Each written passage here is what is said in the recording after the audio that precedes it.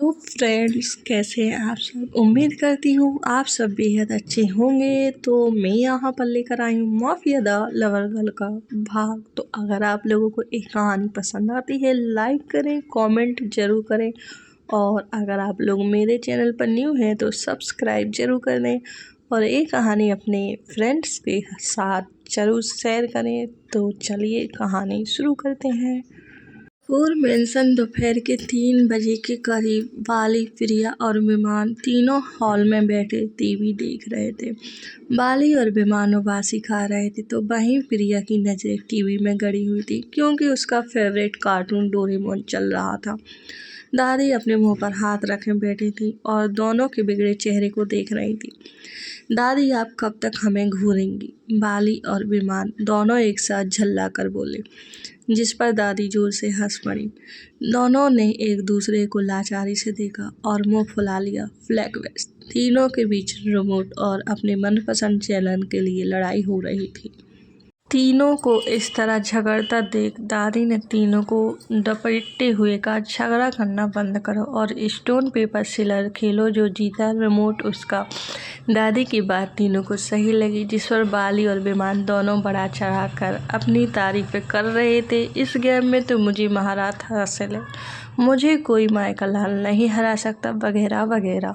लेकिन आखिर में प्रिया अपनी बाजी जीत गई, जिस पर दोनों के मुंह छोटे से हो गए। Flashback and. दादी को रुकता ना देख दोनों ने फिर कहा, दादी अब बस भी करिए। विमान उबासी खाते हुए उठा और बोला, दादी मैं विनोद के घर जा रहा हूँ। हाँ ठीक है, डिनर से पहले घर आ जाना। हाँ कहते हुए विमान घर से निकल गया। कुछ ही देर हुई थी कि वहाँ एक मक्खी उड़ते हुए आई और ठीक प्रिया के सामने रखी कॉफ़ी टेबल पर बैठ गई और एकटक प्रिया के चेहरे को देखने लगी। लेकिन प्रिया का पूरा चेहरा सही से ना देख पाने की वजह से वो उड़ते हुए प्रिया के चेहरे के आगे आ गई। वहीं दूसरी ओर कबीर इंटरप्राइज से कबीर एकटक बेहद प्यार से लैपटॉप स्क्रीन को घूरे जा रहा था। उसके हाथ में एक छोटा सा रिमोट था, जिससे वो उस मक्खी रोबोट को कंट्रोल कर रहा था। तभी कबीर को एक शरारत सूझी। उसके होठों पर एक टेढ़ी मुस्कान आ गई। यहाँ प्रिया अपने में मग्न बैठी ही थी कि उसके आसपास वो मक्खी भिनभिनाने लगी, जिससे प्रिया इरिटेट होने लगी। उसके हाथ को हवा में इधर उधर मारना शुरू कर दिया, जिससे वो मक्खी उससे दूर हो जाए। लेकिन कबीर भी अपनी जिद पर था और दूसरी भाषा में कहे तो सुबह का बदला ले रहा था।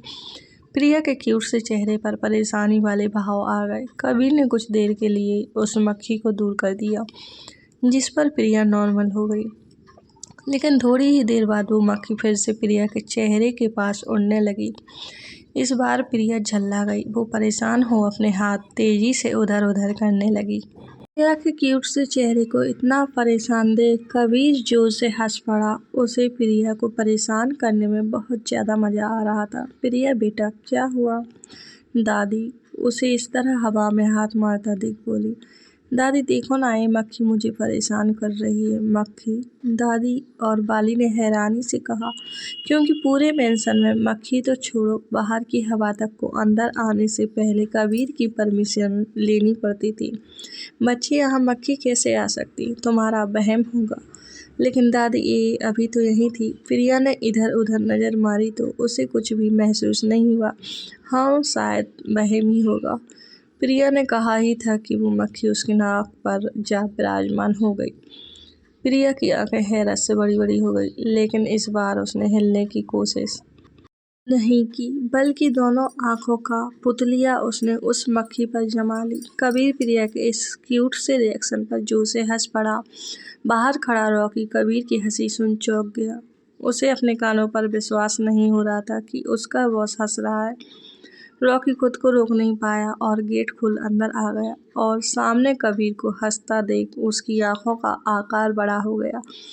हंसते हुए जब कबीर की नज़र रॉकी पर पड़ी तो वो कठोर चेहरे से साथ उसे घूरने लगा, जिसे देख रॉकी अगले ही सेकंड केबिन के बाहर खड़ा लंबी सांसें ले रहा था। इधर प्रिया ने बिना कोई हलचल किए अपना हाथ उठाया और जोर से अपनी नाक में दे मारा। मक्खी तो उड़ गई, लेकिन प्रिया की नाक की बैंड बज गई। नील ने इस बार अपना पेट पकड़ लिया। वो इतनी जोर से हंस रहा था कि बाहर खड़ा रॉकी हैरान हुए जा रहा था। ये बॉस को हो क्या गया? तभी वहां रजत आया और कबीर की हंसी सुन उसने हैरानी से रॉकी की ओर देखा तो रॉकी ने अपनी गर्दन में हिलाते हुए कंधे उचका दिए। रजत भी अंदर जाने को हुआ कि रॉकी ने उसका हाथ पकड़ उसे रोक दिया। रजत ने रोके जाने पर रॉकी की ओर देखा तो उसने अपना सर नामे हिला दिया, जिसे देख रजत ठहर गया। दोनों कबीर के सबसे वफादार आदमी थे, जिस पर कबीर आंखें मूंद कर तो नहीं लेकिन विश्वास जरूर करता था। दोनों की आंखों में इस वक्त खुशी देखी जा सकती थी। अंदर कबीर हंस हंस कर पागल हुए जा रहा था।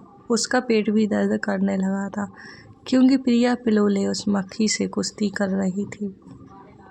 ले बदमाश, ए ले, कब से परेशान करके रखा है, छोड़ूंगी नहीं, ए ले, ए भी ले। प्रिया सोफे पर खड़ी पिलो को जोर जोर से इधर उधर मारे जा रही थी। तभी अचानक से उसका पैर फिसला और मुंह के बल आगे की ओर गिर गई, जिससे उसका सर सीधा सामने रखी कॉफी टेबल से जा लगा। प्रिया कभी जोर से चीखा।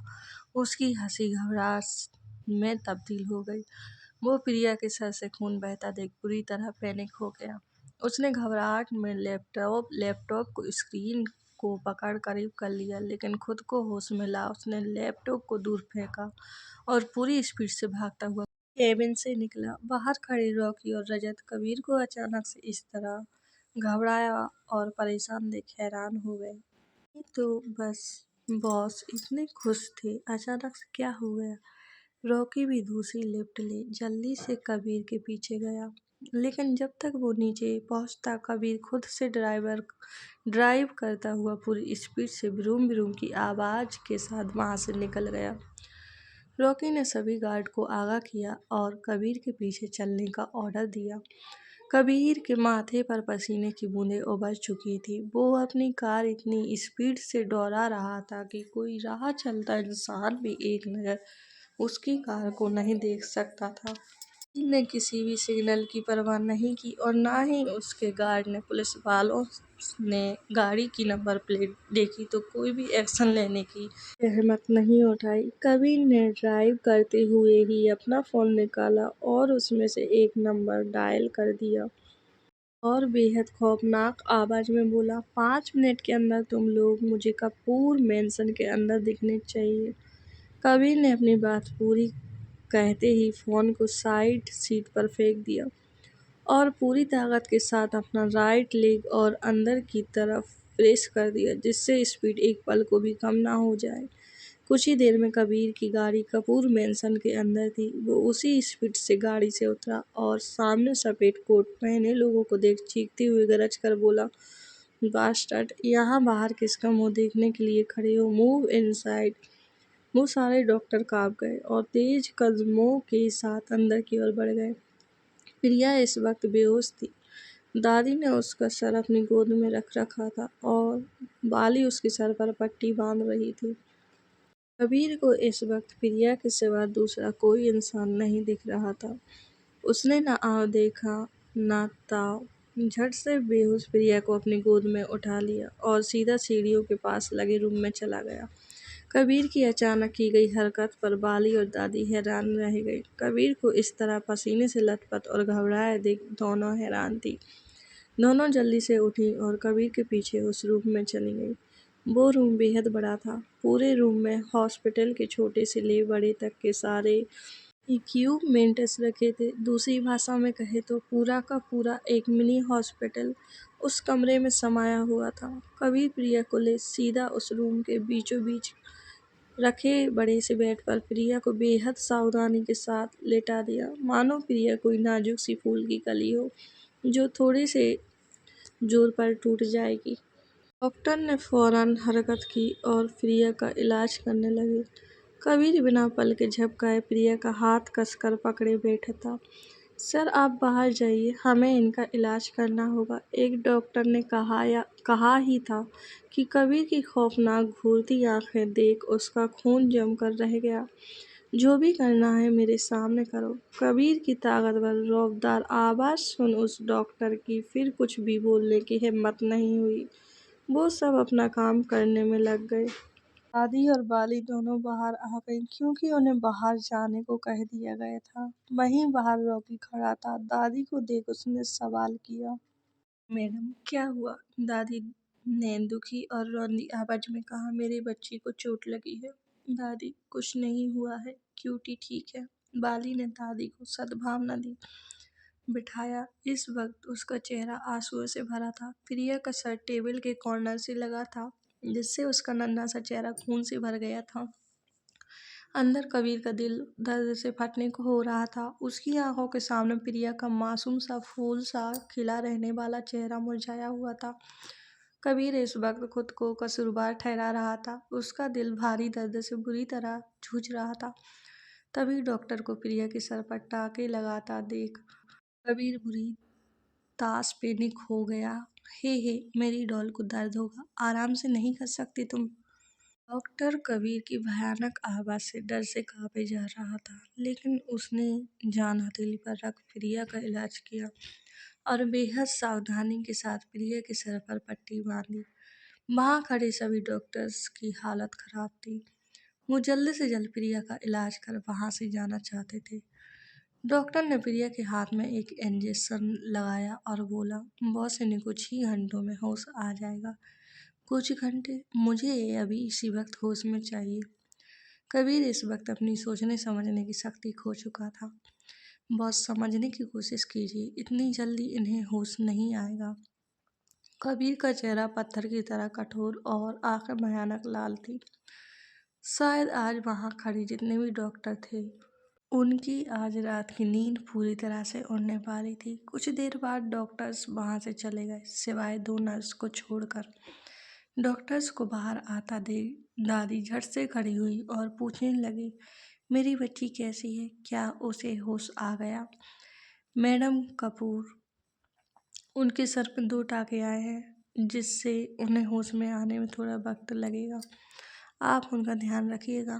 मैंने यहाँ 2 नर्स को रखा है, वो इस बच्ची का ध्यान रखेंगी और वक्त पर टैबलेट दे देंगी। Thank you doctor. बाली ने उनका धन्यवाद किया।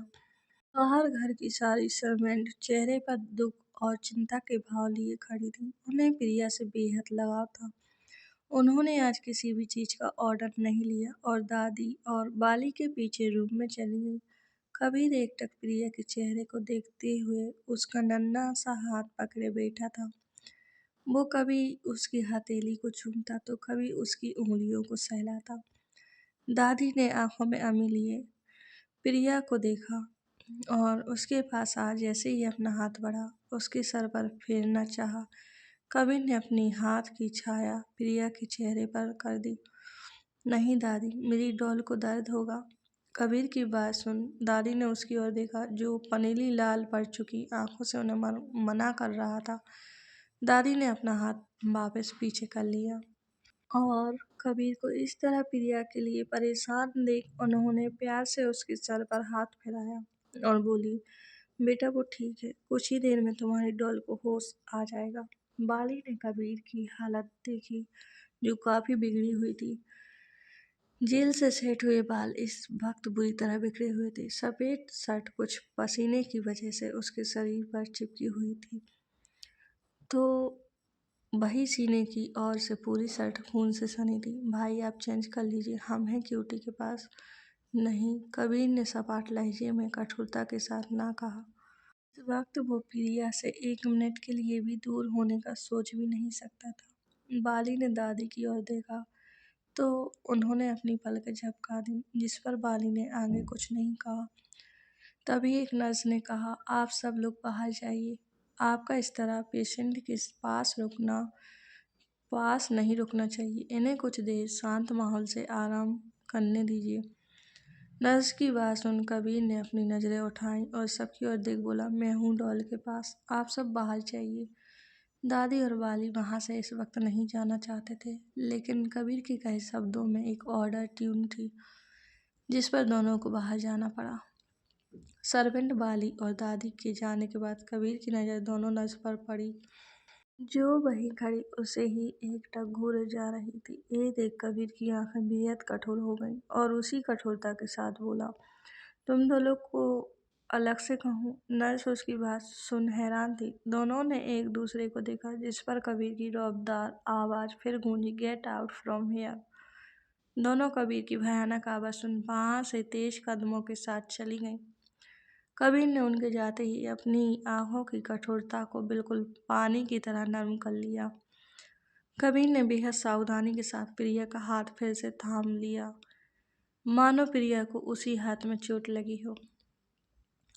उसे अभी तक अपने दिल में हो रहे दर्द से छुटकारा नहीं मिला था। आखिर मिलता भी कैसे? उसकी डॉल जो उसके दिल का एकमात्र मरहम थी, जो इस वक्त गुमसुम सी लेटी कबीर को परेशान कर रही थी। वहीं दूसरी ओर विमान, विनोद, मैडी और अमित बाइक पर सवार थे। तभी उन चारों की बाइक रुकी। विनोद बाइक से नीचे उतरा और सामने लगी शॉप की ओर जाते हुए बोला, तुम लोग रुको, मैं अभी आया। तीनों ने अपना सर हाँ में हिलाया और उसका वेट करने लगे। तीनों गपशप कर ही रहे थे कि एकदम से विमान की नज़र पानी पूरी के ठेले के पास खड़े एक लड़की पर गई। उसकी आंखें उस पर टिक कर रह गईं। उस लड़की ने हल्के गुलाबी रंग का प्लेन कुर्ता और नीचे सफ़ेद प्लाजो पहन रखा था। काली गहरी आंखों में लगे काजल और कंधे तक लहराते बालों की रंगत में कोई फर्क नहीं था। गुलाबी होठ इस वक्त गोल हो रखे थे क्योंकि पानी पूरी उसके मुंह में थी। चेहरे की साफ और सफेद रंगत पर गाल हल्के से गुलाबी हो रखे थे। विमान बस एकटक उस लड़की को देखे जा रहा था, जिसका इल्म उसे भी ना था।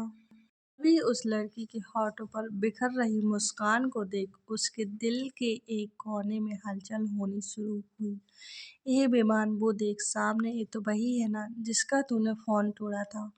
मेडी अचानक से उसी लड़की को देखते हुए बोला, जिसे विमान देख रहा था। मेडी की आवाज पर विमान का ध्यान टूटा। अभी कुछ देर पहले चेहरे पर उस लड़की को देखते हुए कुछ अलग से इमोशनल थे, वही अब उसकी आंखों में हल्का गुस्सा और नाराजगी उभर आई। तेरी तो विमान, ये तो सच में वही आइटम बम है, अमित भी चौंकाने वाले लहजे में बोला। विमान चिड़ी हुई आवाज में दोनों को देख बोला, हाँ तो क्या करूं, कल भी मिली थी। और दोनों चीख कर बोले, कल मिली थी लेकिन कहाँ? दोनों हैरान थे। कल आइसमेंट पार्क में मिली थी, लेकिन तुझे कैसे मिली? दोनों ने दिलचस्पी दिखाते हुए विमान पर नजर गड़ाए हुए ही पूछा। मुझे गुब्बारे बेचने वाला समझ लिया था। यह वही लड़की थी जिस दिन आइसमेंट पार्क में दोनों की टोकबार हुई थी। मेहमान ने पूरी बात बताई तो दोनों कुछ सेकंड के लिए उसका चेहरा देखते हुए मौन रहे।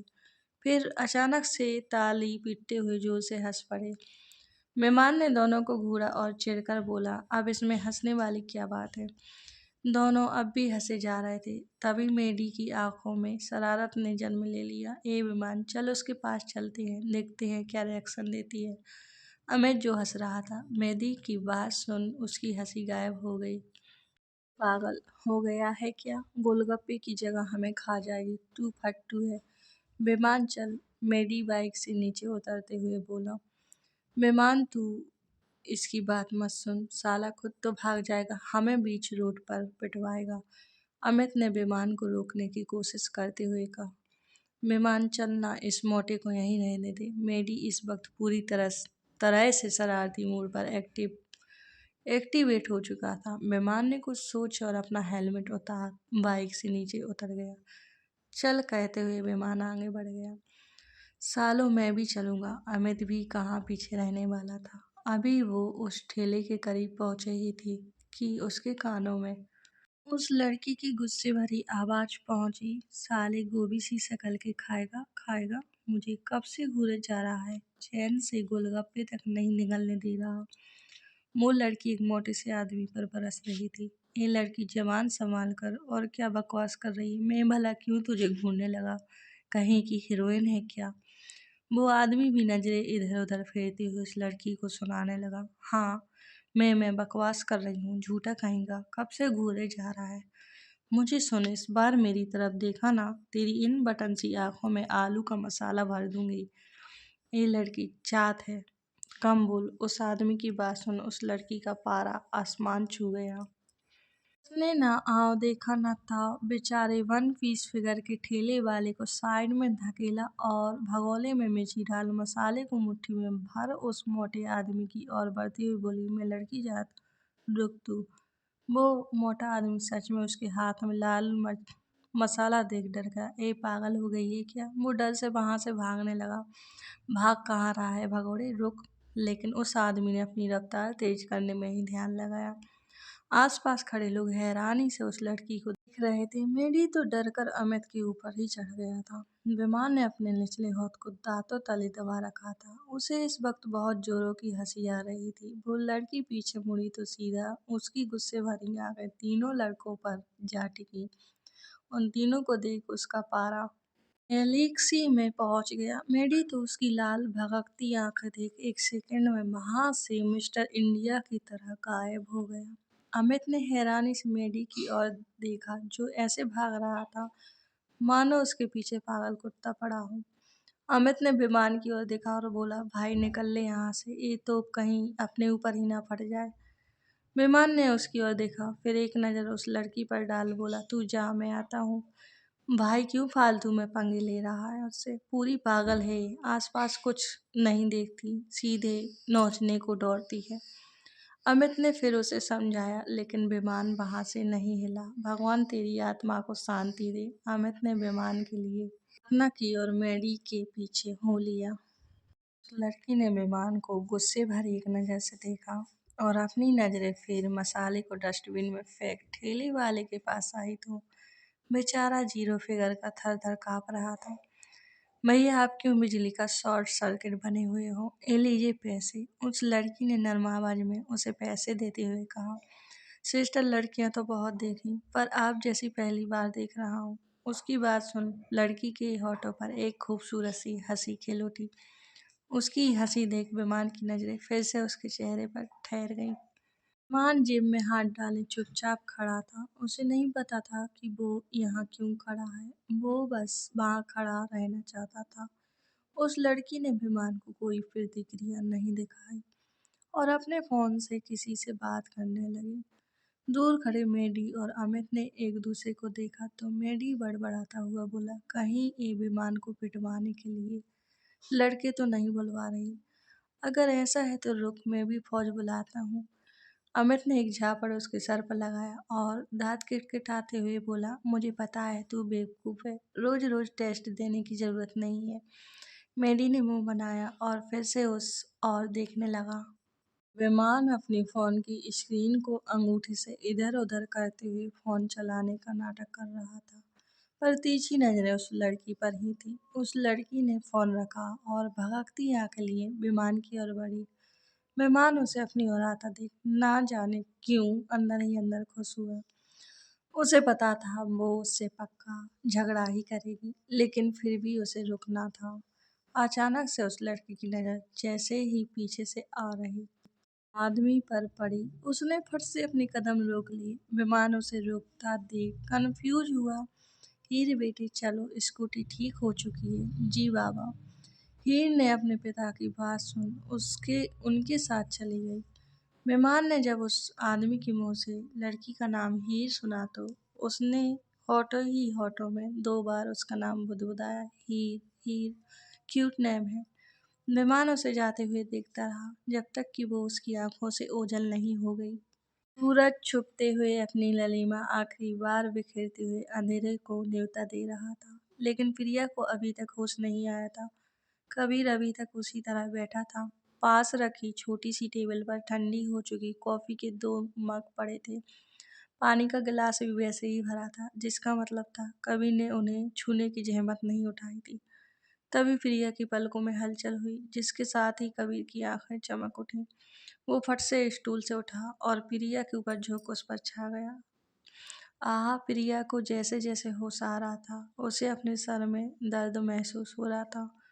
कबीर उसकी आवाज़ सुन बेचैन हो उठा। Doll, are you okay? Kabir ने उसी बेचैनी से भरी आवाज़ के साथ प्रिया के गालों पर सावधानी से हाथ रखा। प्रिया को हल्का धुंधला दिखाई दे रहा था पर कबीर की आवाज़ और उससे आती भीनी भीनी महक उसे अच्छा महसूस करवा रहे थे। प्रिया ने कुछ देर बाद अपनी पूरी आंखें खोली तो सामने कबीर की बेचैन नीली आंखें और उसका हैंडसम सा चेहरा दिखा। कबीर ने प्रिया को फिर पुकारा, डॉल, क्या तुम्हें ज्यादा दर्द हो रहा है? तुम चुप क्यों हो? कुछ बोलो। प्रिया ने कबीर की दर्द और बेचैनी से भरी आवाज सुनी तो उसने अपने मुलायम से हाथ को कबीर के हाथ पर रख दिया, जो इस वक्त उसके गाल पर था। प्रिया ने धीमी और कमजोर आवाज में कबीर को शांत करवाने के लिए कहा, कबीर जी, मैं ठीक हूँ, आप चिंता मत कीजिए। प्रिया ने कह तो दिया था, पर उसे अपनी चोट के कारण काफी दर्द हो रहा था। कबीर प्रिया की आवाज़ सुन खुद को हद तक शांत होता पाया, लेकिन प्रिया की आवाज़ और उसकी आंखें दोनों एक बात पर अटल नहीं थी। प्रिया ने उठने की कोशिश की तो कबीर ने फौरन उसे रोकते हुए कहा, क्या कर रही हो? लेटी रहो, तुम्हें उठने की इजाज़त नहीं है। पर कुछ नहीं, हिलने की कोशिश की तो मुझसे बुरा कोई नहीं होगा। कबीर ने इस बार कठोरता दिखाई, जिस पर प्रिया को डर कर शांत होना पड़ा। प्रिया ने अपने सूखे होठों पर जीभ फेरी, उसका हलक सूखा हुआ था। इस वक्त उसे बड़ी जोर की प्यास लगी थी, लेकिन कबीर का कठोर चेहरा देख उसकी बोलने की हिम्मत नहीं हुई।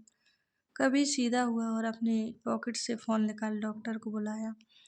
प्रिया की नज़र जैसे ही कबीर की खून से सनी शर्ट पर गई तो उसकी आंखें हैरत से बड़ी बड़ी हो गईं।